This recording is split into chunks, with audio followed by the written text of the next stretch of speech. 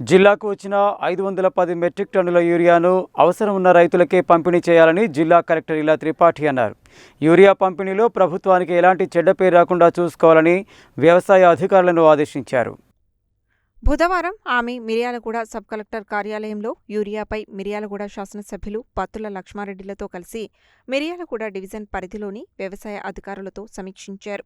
గత రాత్రి జిల్లాకు 510 మెట్రిక్ టన్నుల యూరియా వచ్చిందని, ఈ యూరియాను ఆయా ప్రాథమిక వ్యవసాయ సహకార సంఘాలకు అవసరం ఉన్నంత మేర కేటాయించడం జరిగిందని తెలిపారు.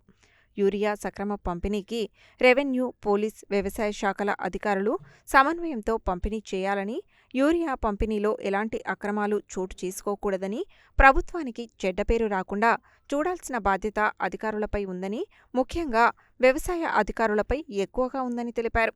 ఉన్న యూరియా నిల్వలను నిజాయితీగా అవసరమున్న రైతులకే పంపిణీ చేయాలని ఆమె ఆదేశించారు.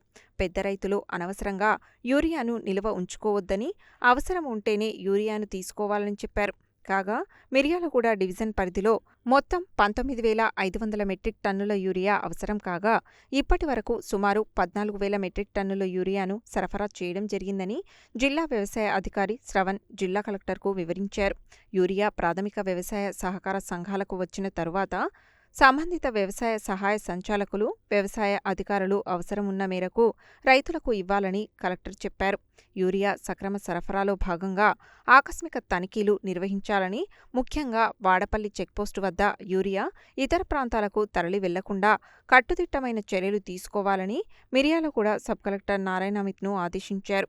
అలాగే జిల్లా వ్యాప్తంగా ఎరువుల గోదాములను తనిఖీ చేయాలని రెవెన్యూ అదనపు కలెక్టర్ జె శ్రీనివాస్ను కలెక్టర్ ఆదేశించారు. తహసీల్దారులు సైతం ఎప్పటికప్పుడు ఎరువుల దుకాణాలు, గోదాములను తనిఖీ చేయాలని చెప్పారు. మిర్యాలగూడ శాసనసభ్యులు పత్తుల లక్ష్మారెడ్డి మాట్లాడుతూ, అన్ని ప్రాథమిక వ్యవసాయ సహకార సంఘాలలో ఎరువులు ఉండేలా చూడాలని, ఎరువులు రీటైల్ షాపులకు వచ్చిన తరువాత సక్రమ పంపిణీకి వ్యవసాయ అధికారులు చర్యలు తీసుకోవాలని కోరారు.